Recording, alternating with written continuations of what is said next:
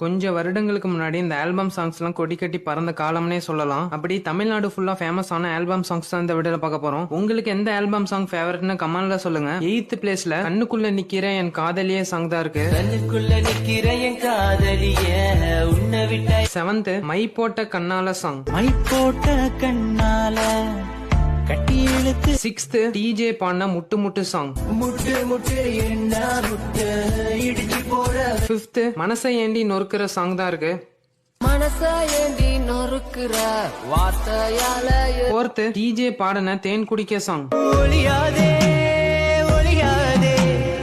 3rd என்னை கொல்லாதே song தான் இருக்கு. என்னை விட்டு செல்லாதே என்று நன்றி.